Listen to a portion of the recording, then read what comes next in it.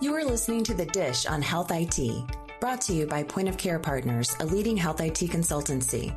Each episode will feature a rotating panel of senior consultants and guests who will talk about trends and innovations in health IT, while also highlighting how organizations can leverage these advances to solve their business problems.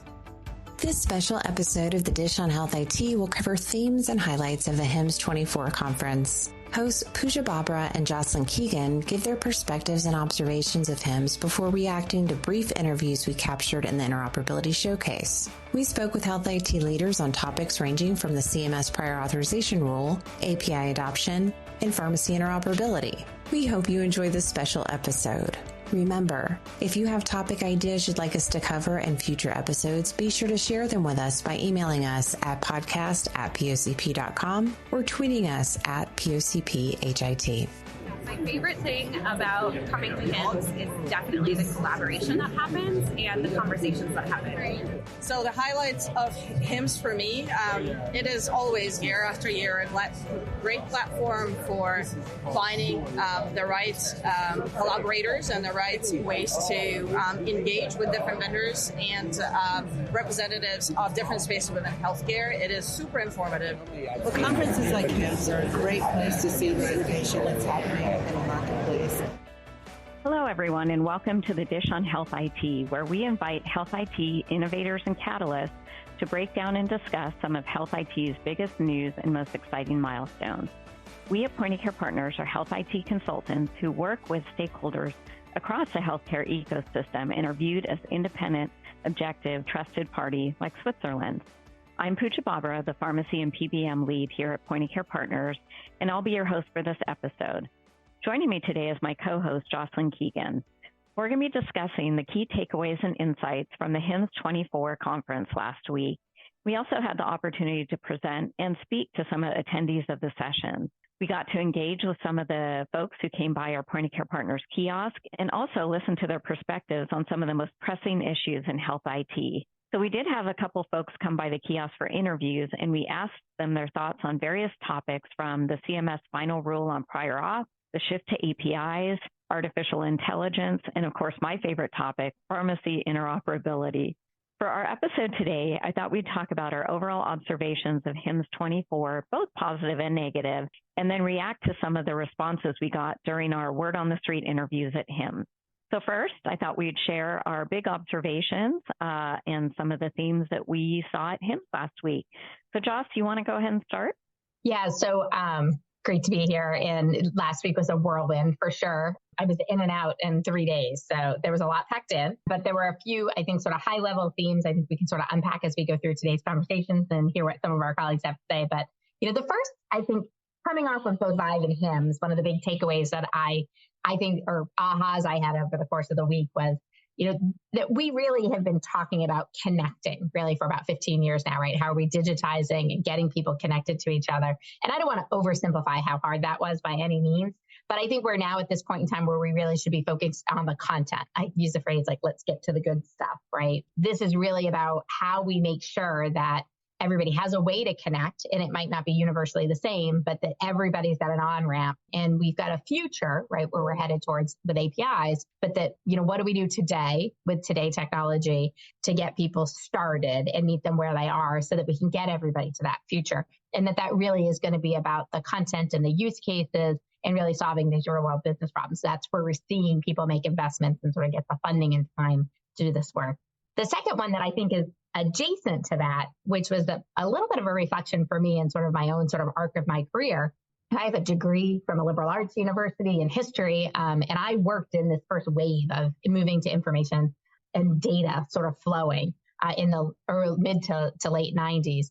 And that at that point in time in financial services, we really had to build the people to do that work. The company I worked for hired a bunch of people like me, right, that knew how to think and had critical thinking skills and sort of could do abstraction. And built us as information technology professionals. And I think that we're at a crossroads here. I think we have informaticists, and we could use more sort of people that have that clinical and informatics sort of combined view of the world. And we have got really strong technology, but how do we get the people that are actually doing the work and operationally, what we would have called in the late 90s knowledge workers, sort of built because they don't exist, right? We literally have to create this wave of people inside of our own organizations, and we need to train people and help them understand a lot of the concepts around data and data mapping and why we clean data, and really sort of, I'd say, sort of the respect for data. And I think that was another sort of aha, right? That we have this, how are we, both our federal partners, the standards organizations, and us in our own organizations, building this next wave of people to do this work for the next 20, 30 years. And then the piece that sort of follows on from that is, how are we leveraging sort of this investment in technology and the level setting that the move to APIs gets us, and the network of networks and TEFCA becoming real, and that role of the EHR, but then also the ability for people to self-serve either from their own data warehouses or from other intermediaries that couldn't get into workflow before. So we're really going to get to this point in time that we're at this place where we really people really need to figure out sort of where they're going to fit into the puzzle. And we could see that from a vendor community perspective, from some of the early storytelling that's happening at HIMSS that was real in a way that I hadn't seen in previous years, which gets back to sort of, the volume, I would say, and the noise of people talking about the impact of the rules of TEFCA, and people talking about being FHIR and TEFCA enabled sort of in their booths, in their talk tracks, talking about sort of the role of implementation guides is markedly different. And then lastly, I would say sort of on the buzz front, I know I always sound like a negative Nelly when we talk about artificial intelligence. I think this idea that, I think that the bubble is bursting a little bit, and people are really fundamentally understanding that in order to really use technology like AI, that we really need to focus on data and data quality, and that you could hear people that were sort of early adopters or the vendors that are out there working, sort of on test cases and proof points, really focusing on sort of people understanding sort of this underlying data quality being important to us. Yeah, no, those are great points. And just to kind of add, I think you started with kind of Vive and HIMSS. I think, the one thing I kept seeing is, are they both going to survive, right? And I think they're very different, of course, some of the same people, but kind of different audiences, right? And different ways to approach it. So I do think both are going to survive. I want to go back to your first 2 points of the content. I think what this whole idea of this data tsunami, right? There's so much information now that we can share, but like, what's the right content to the right people? So not everyone's going to need everything. And I think that what I heard was a lot of discussion about, hey, all this information is out there. How do we make sure that we're, not overwhelming people, and then getting the right content to the right people? And I also think the point about meet people where they are. I mean, we clearly heard that in our long-term post-acute care listening session and some of the sessions that I went to of, not everyone is FHIR enabled. Not everyone's, doing everything, using APIs. So what do we have? What are the standards? What are the tools we have in place today that can help people exchange data, even if they're not all the way at the, the tippy end of the spear. So I think that's really important too. And a lot of what I heard in kind of the discussions I was having. So I think that's a really important point, that really everybody's someplace on a spectrum, right? Aren't we all somewhere in life, right? And I think that when we think about that, it's sort of how do you might meet people. But I think there's another important point that's underlying this, I think that you're teasing at, which is this idea that it really is about how do you get the right information with the right consent. And I wanted to tease on that because I feel like for the first, and I just got a note from the FAST team this past week that they're officially kicking off the consent use case, that there was a lot of really good discussion about sort of this barrier, not just on people that already have business relationships that are doing things in a more manual way or in a more paper-based or document-based way today, really tackling that. What does it really mean to just share just enough data and no more to the right person with the right consent and the right governance and data use policies in place? And I think that people are starting to grapple with that inside their own organizations. Both, we're just sharing the existing data we already share more efficiently and maybe less of it, right? Sort of that climb that people need to go through,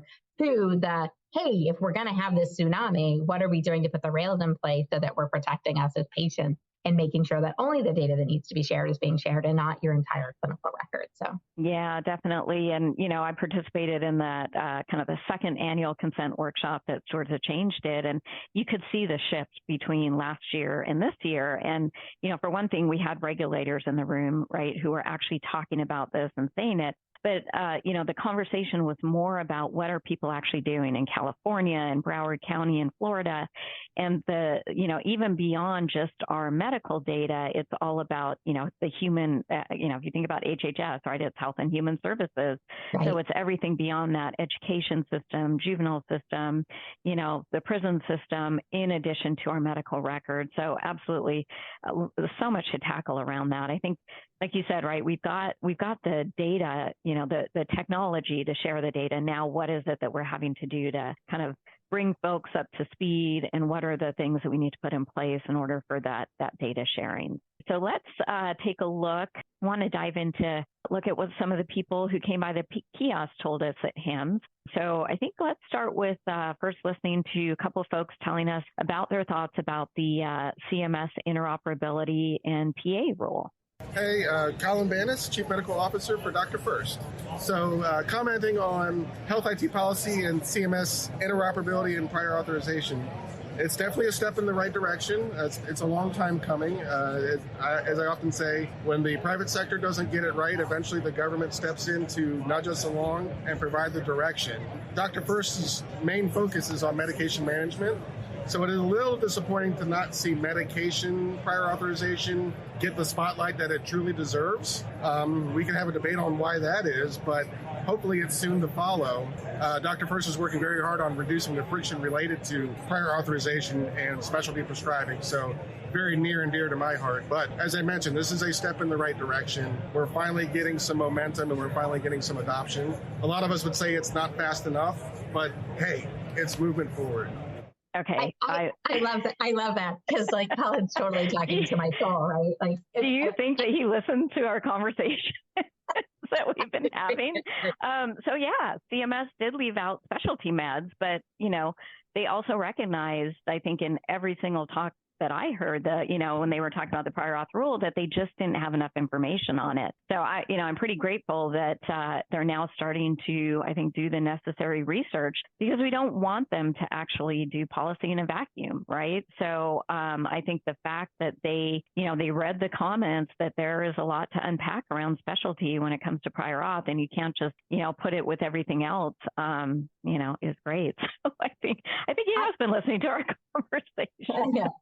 I think it's great. And I do think we heard this proverb a lot, right? Because I think that often these meds are the ones that are the most critical to the patients that are most in need. And, you and I have done tons of conversations, right, about just the sort of the time to, actually getting on therapy, or not even ever getting on therapy because of the complexity of, getting prescribed, enrolled, and then approved for many of these medications. So I do think, and I agree, I think when you hear somebody from the CMS team talking about this, they acknowledge that they know that it is a gap, and that they didn't want to stop progress, right, to sort of pull it back in, because that could have pushed out all of our timelines. But I think I view it that we're getting started, and this is a space. I'm channeling my inner Kim Boyd right now. There is nothing in the existing regs that say that you can't use the FHIR APIs to solve specialty medication that's on medical benefit, which would be really logical. And I feel like there's a little bit of an awakening too of the rest of the industry understanding the advancements that we've had. While pharmacy prior auth isn't perfect, it's working at a scale, and that we should take advantage of that and the learnings from what pharmacy has instituted, right? They don't dispense stuff till they know they're going to get paid. As a patient, you understand pretty quickly what your requirements are or what your options are from a formulary and benefit perspective.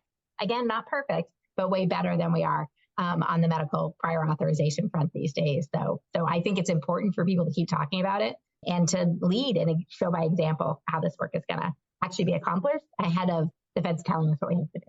Yeah, and I think it goes back to your comment of not everything has to be in the EHR, because what I've been hearing lately about even pharmacy prior auth is, we tried to integrate it into the EHR and have the provider do it, and that's just not working necessarily. So the fact that pharmacies can kick off a prior authorization for a provider is a huge step forward, because we know that the physicians, we're trying to put everything in the EHR. Now let's try to do it in maybe systems outside of it where we can actually get things done quicker. So we could do another hour on this alone, but I think that this is a really important acknowledgement, right? That it is probably not fair to expect the burden of prior authorization to be completely on the provider. Because let's be clear, we've talked about this in the past.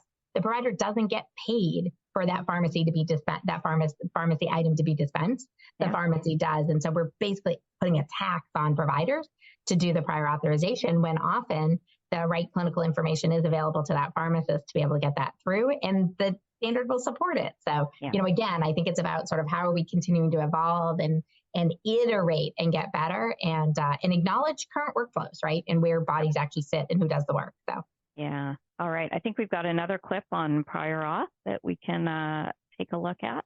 Hi, everyone. My name is Paulina Wasserman. I'm the VP of Product Management with MHK. I'm here to answer a question about the policies and CMS rules on interoperability within prior authorization space that we've all heard recently about.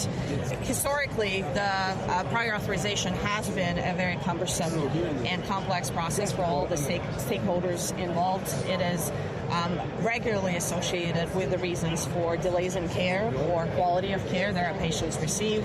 It does create a set of inconsistent requirements today for different members within a healthcare continuum that result in inconsistent results that our patients experience.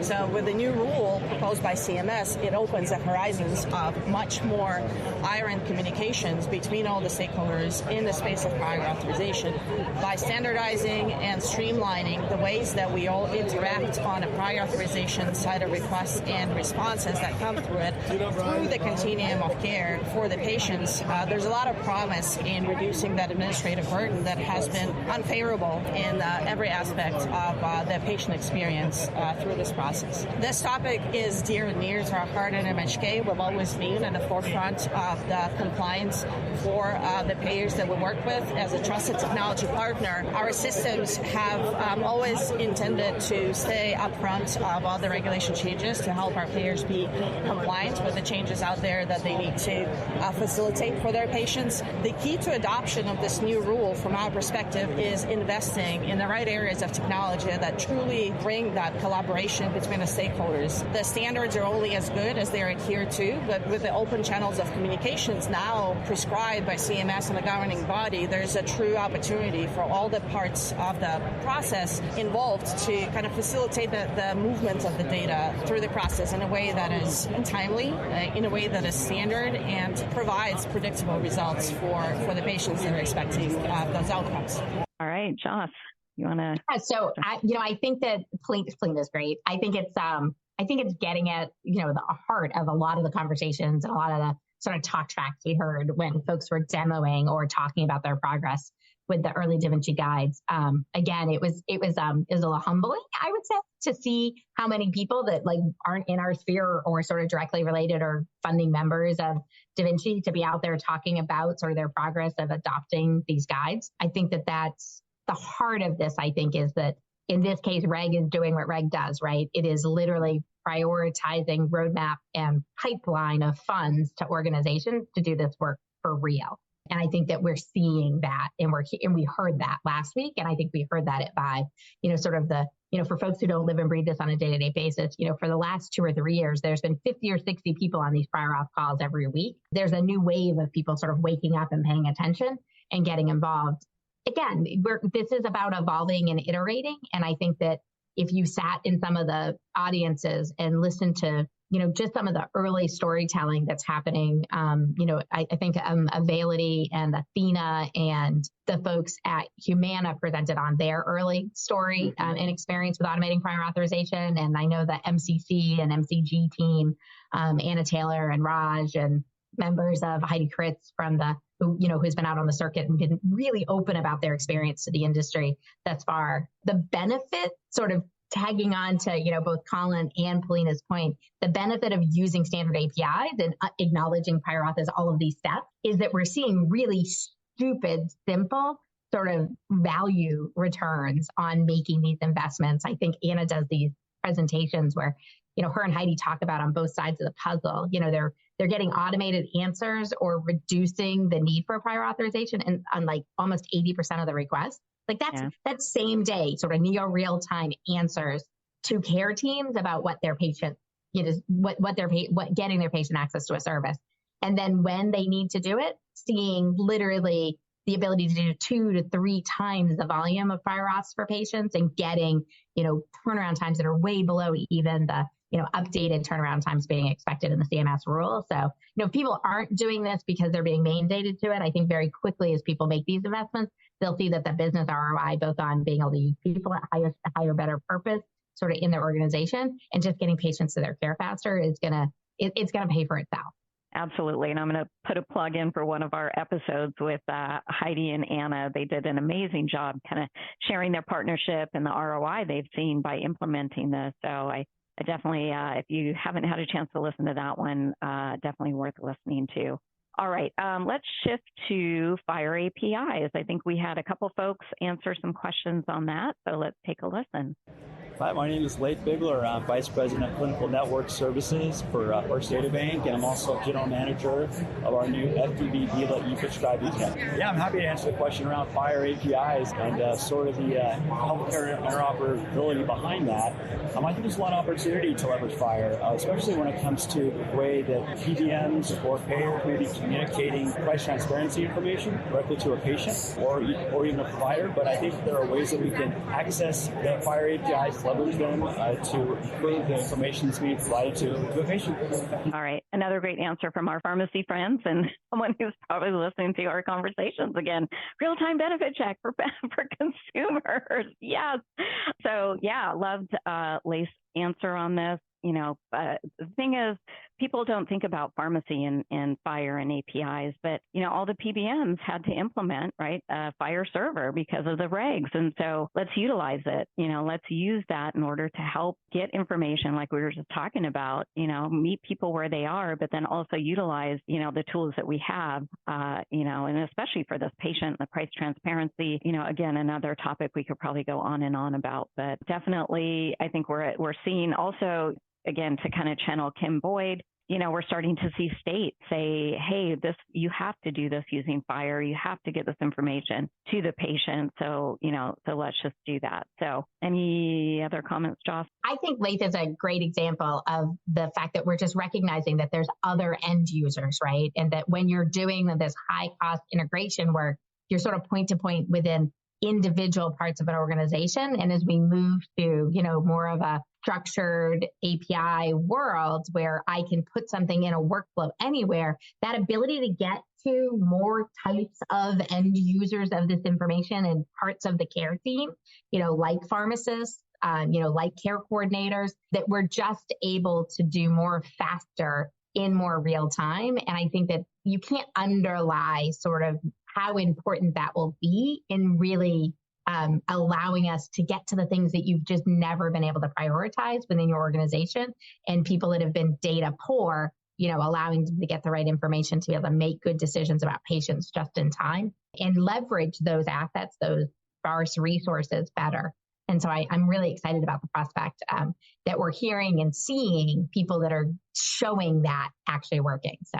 Yeah, absolutely. All right. I think we've got one more clip on FHIR APIs.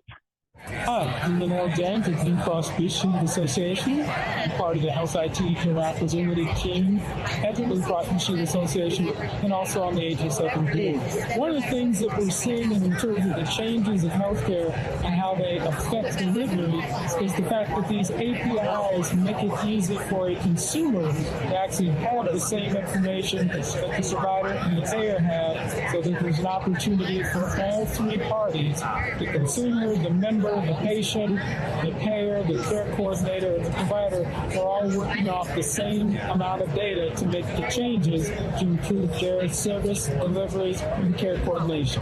All right, can we do little hearts for Linnell? Yeah, seriously. So Linnell is actually my brother in arms in this work that we do out in industry. So it's like we share a brain.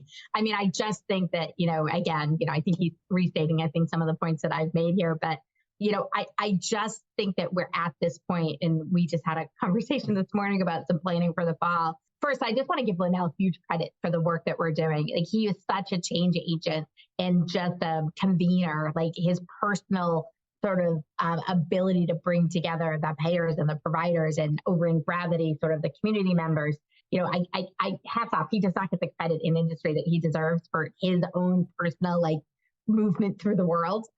It's really remarkable. But I think that it is literally individuals that are making this change happen and showing it and creating the patterns, so that other people can look up from sort of their busy world and say, how can I do this? Oh, look, somebody else did it. Why can't we do it? And I think that's it's really part of, if you're a Malcolm Gladwell fan, right, that tipping point that we're getting to of, really anyone being able to make these changes and adopt these technologies in their local practice and partnerships. Yeah, absolutely. I don't think there's anyone I talk to that I say, hey, do you know Linnell? And they're like, of course I know Linnell. So absolutely. And I think, his focus on the patient, right, and how important that is. So yeah, absolutely agree with everything you said. All right. So now we're going to switch to my favorite topic, pharmacy interoperability. And let's listen to a couple of clips on that. Hi, I'm Melanie Marcus, the Chief Marketing and Customer Experience Officer at HIMSS24. We're in a place right now in healthcare where we've got major shortages in primary care. I mean, if you look across the country, we looked in our data at SureScripts, and we can see that almost 2/3 of counties in the country have less than one primary care provider per 1,500 population. That's incredible. And in 50% of those counties, there is enough pharmacy presence to allow pharmacy to at least take some of the pressure off primary care needs in those counties. And those pharmacists are all pretty much trained to do some of these base care delivery type things that would happen in primary care. It could be an immunization, it could be a blood pressure check, it could be just a test for example, COVID, which they've been so great at during the pandemic. And so pharmacy is really positioned well to play a role in evolving and expanding care team and allow our country to have access to the care services we need. While pharmacy does that, a few things need to happen. First, they need to get aides to do that work. And so policy, payment would really play a role to allow that expanding care team to actually happen. And then second, they need access to the health information that's required to provide some of those services. And that's where interoperability comes in. And the role of bringing clinical information into the workflow for the pharmacist is very important to allow pharmacy to play a role for our nation in providing base healthcare and primary care. I love that these are all our people. So, yeah, I think everything that Melanie said, it's something we talked about. I was on a panel with D.D. Davis and, with Greenway and talking about pharmacy interoperability, right, and how important it is, especially in those pockets, those rural areas where there isn't a provider. We talk about this all the time is what information do we have to get to that pharmacist, because they're essentially, in some cases, providing some of those primary care services for the patients. And again, goes back to kind of the things that we were talking about at the beginning of, meeting people where they are, what information do they need? They don't need the entire medical record for the patient, right? They may need some information. I talked to, Direct Trust about their ADT notifications, notifying, right, the pharmacist that one of their patients is getting discharged, and especially in those rural areas where they may be the only person that can actually go and, do some of these testing, making sure that they have their meds, all of that. So, I think that is such an important topic, and we're starting to see, right, focus on this. The fact that we had our ONC High Tech, the task force focused on this. It's interesting. We're actually meeting with EHRA this week to share some of those recommendations, because the EHRs are realizing too, right? Like, what can we do to step up to kind of meet some of this? I talked to a lot of HIEs while I was at HIMSS. A lot of them are like, wow, we never thought about pharmacists, or we can't get pharmacists on. And it just makes me take a pause, right? Because these are kind of barriers that I think we can easily overcome. And, back to our first comments about, we've got the technology. Now, what do we need to operationalize all of this? So I think it's really important to start talking about that. So I love Melanie and sort of the SureScripts team, because I think they're so pragmatic. Like, there's a sort of been there, done that, right? Because of the maturity on the pharmacy side about how can we extend and sort of leverage sort of that experience and that strength, but that they apply, I would say, sort of their participation in the industry in a very pragmatic way, right? They're not doing far future things. They're doing things that are really attainable. I think that, the sort of the theme, I think that's coming out of our conversation and sort of folks' quotes today is this idea about, really understanding that the ecosystem is made up by all of these members of the care team, and sort of how do they all get equal access to the right information at the right time with the right consent and the right sort of narrowness of the data to be able to really take so much friction. And, we talked a lot over the last week, especially with the long-term care community, that stuff literally just falls to the ground right now. So how can we stop that patient experience from being this start-stop, very burdensome activity that it is today? And I think that, there's people out there willing to sort of pick it up and run with it. So. Yeah, absolutely. All right. I think we've got one last clip on pharmacy interoperability that we'll take a look at. Hi, I am Catherine Ayers-Wickenhauser, Senior Director of Community Strategy at Direct Trust. So for advancements in technology for pharmacy interoperability, pharmacists are absolutely critical to the delivery of care, and we absolutely need to advance interoperability with pharmacy, and I'm interested in seeing what we can do from Direct Trust perspective, from the direct secure messaging perspective, to also work with pharmacists. For instance, ADT notifications, I know that has been a topic of conversation with pharmacy. So what can we do to advance interoperability? What standards and networks can we continue to promote to help with pharmacy interoperability? Direct Trust, another one that we, I think we actually heard at the long-term post-acute care listening session, right? Like, people are using direct messaging in what you just said, right? To make sure things don't drop on the floor. And I think, what Catherine said is spot on, right? So it's funny because when we started talking about pharmacy interoperability at NCPDP and care coordination, I had several pharmacists come up and say, hey, we're using direct messaging, right? And so again, I think this focus on meet people where they are. What are the tools we have? And I think direct messaging often gets, unfortunately kind of pushed to the side. It was something that, EHRs had to incorporate years ago. When I was, doing MU certification, I remember having to certify for direct messaging. And so I think this, to me, is such an important theme that we need to keep remembering. I mean, you and I work in this world, right, where we're, kind of on the cutting edge. We're working with folks that are, very ahead of the game. But let's take a pause and think about all those people who are still using direct messaging, using the tools that are actually working today to exchange this information. I don't think we get enough focus on that. I think this is really important to sort of maybe bring us 360 from the beginning of our conversation and sort of the themes we heard coming out of last week, right? We have a really interesting sort of catbird seat, right, in a lot of this activity, but there's a realness to stuff that's installed and in place out in industry. And there's a reality that there are people that have access to capital and investment and technology resources, and folks that sort of have to use what's built into the tools that they're already paying for, right? And that their tech budget is probably already higher than they want it to be, right? Or that they're completely tech poor. How do we meet them? How do we focus on content? How are we getting the business problems or the patient care problems solved with the right tools? How do we let people know that there are patterns out there that they can follow, so that person that can get the direct message can do the same thing that the person that's connected to the HIE to the person that has a Fire API into a custom app inside of their data warehouse, right, from a payer perspective can do. Because we have to meet all of those people.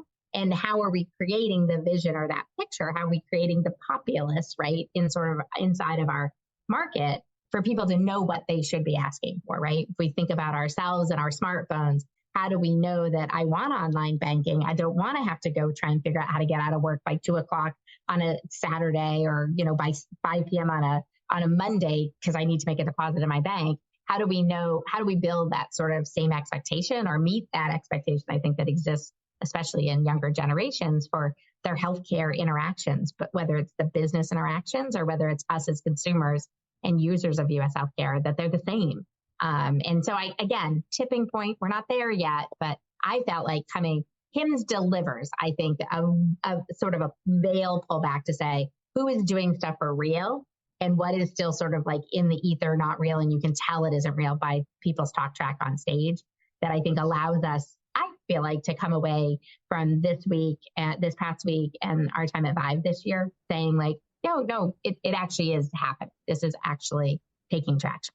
Yeah, absolutely. All right. Well, I think we are at the top of the hour. So in closing, I just want to thank my POCP co-host, Jocelyn, Keegan, and, special thank you to all our colleagues who made time to speak with us at HIMSS, and big shout out to Melissa Bundy, who helped help us arrange all of this. I think it's our first time doing this. I think it was a lot of fun, and I think we can hopefully continue this in the future at other conferences. But yeah, we survived another year of HIMSS and looking forward to 2025. So in closing, if you're a listener, thank you for listening to our podcast. You can listen to us on Apple Podcasts, Spotify, or whatever platform you use to pick up your podcast, including the Healthcare Now radio. We also post videos of our podcast episodes, sometimes longer versions, on our POCP YouTube channel, which I'm assuming we're going to do, especially for this one, since we've got clips of folks. And in closing, don't forget that Health IT is a dish best served hot.